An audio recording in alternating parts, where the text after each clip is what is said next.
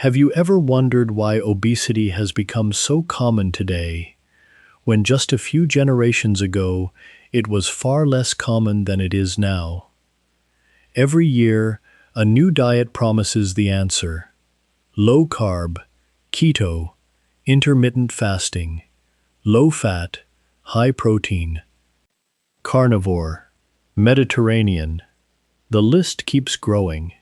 Yet despite all our nutritional knowledge, waistlines continue to expand. Type 2 diabetes continues to rise.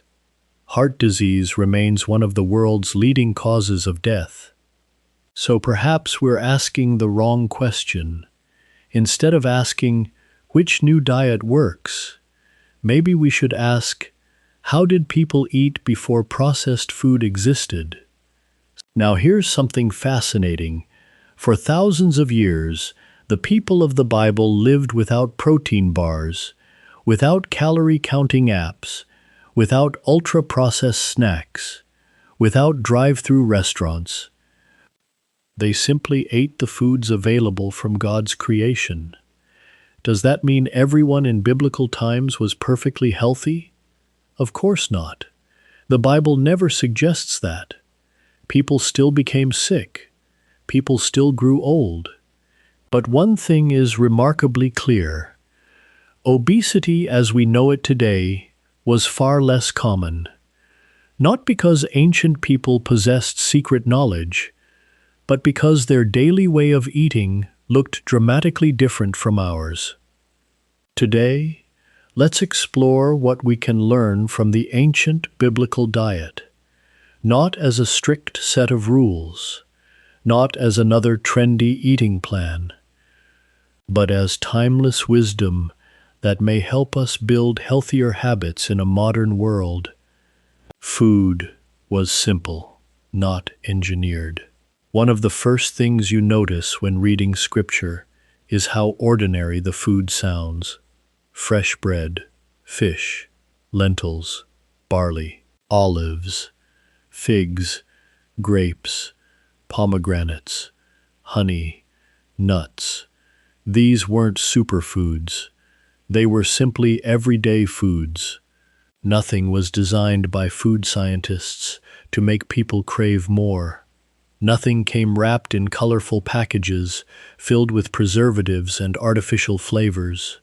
Meals were built from ingredients people recognized. The closer food remained to the way God created it, the closer it remained to the way people ate it.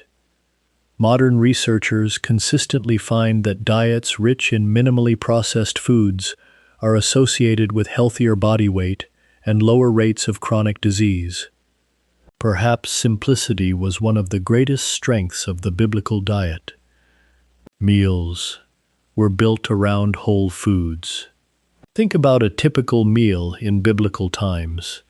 A bowl of lentil stew, fresh vegetables, barley bread, olive oil, a handful of olives, occasionally fish, sometimes fruit.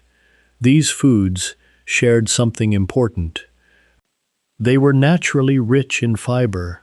Fiber slows digestion. It keeps blood sugar more stable. It helps people stay full longer after eating.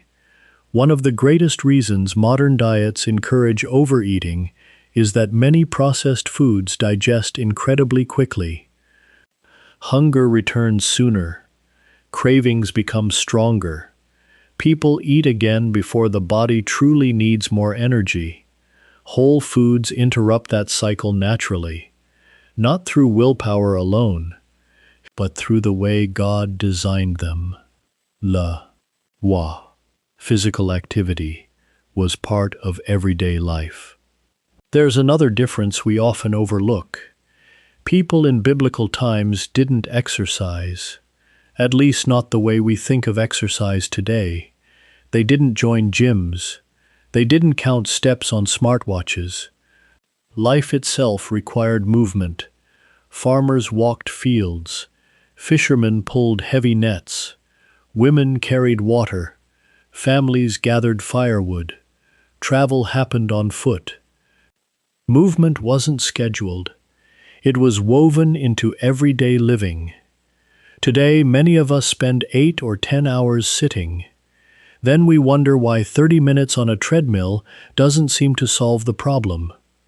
The human body was created to move frequently throughout the day, not simply once in the evening. Eating followed natural rhythms. Scripture frequently describes people gathering together to eat. Meals weren't rushed between meetings. They weren't eaten while driving. They weren't consumed while scrolling endlessly through a phone. Eating was intentional. It was shared. It became an opportunity for fellowship and gratitude. People also had fewer opportunities to snack continuously. Without refrigerators filled with convenience foods or 24-hour grocery stores, eating followed the rhythm of the day. Today, many people consume calories almost constantly. A coffee drink here, a handful of chips there, a dessert after dinner. The body rarely receives a break. The biblical pattern reminds us that eating with intention often matters just as much as what we eat. Gratitude changed the relationship with food. One beautiful pattern appears throughout Scripture. People gave thanks before meals, after harvests, during celebrations. Food was understood as God's provision, not entertainment, not emotional comfort, not a reward after a stressful day. When food becomes the answer to loneliness, anxiety, boredom, or frustration, overeating often follows. Gratitude gently changes that relationship. Instead of asking, "What do I feel like eating?" we begin asking, "How can I wisely care for the body God has entrusted to me?" That simple shift changes far more than most people realize. Moderation was a repeated biblical principle. Interestingly, the Bible never teaches that food itself is the enemy. Olive oil was celebrated. Honey was praised. Bread was considered a blessing. Wine appeared at feasts. Even sweet foods had their place. But Scripture repeatedly warns against excess. Proverbs says, "If you find honey, eat just enough." Not because honey is bad, because too much of even a good thing becomes harmful. That's a lesson modern nutrition continues to confirm. Healthy eating isn't about eliminating every enjoyable food.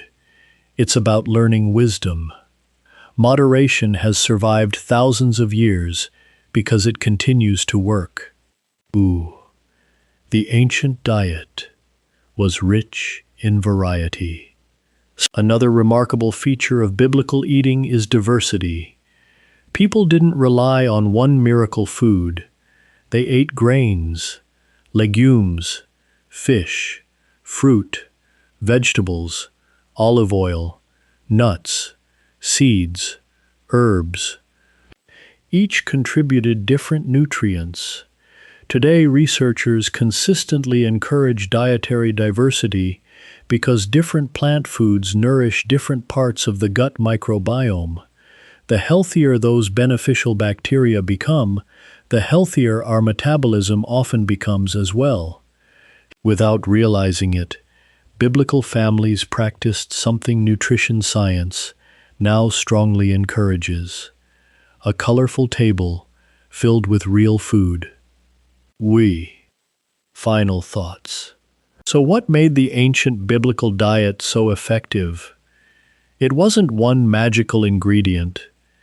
It wasn't one forbidden food. It wasn't a complicated formula. It was a way of living. Meals centered on whole foods. Natural movement throughout the day. Eating with gratitude. Practicing moderation. Sharing meals with family and community. Trusting God's provision rather than constantly chasing the next dietary trend. Can we recreate biblical life perfectly today? Probably not. Our world is very different, but we can recover many of its principles. Cook more meals at home.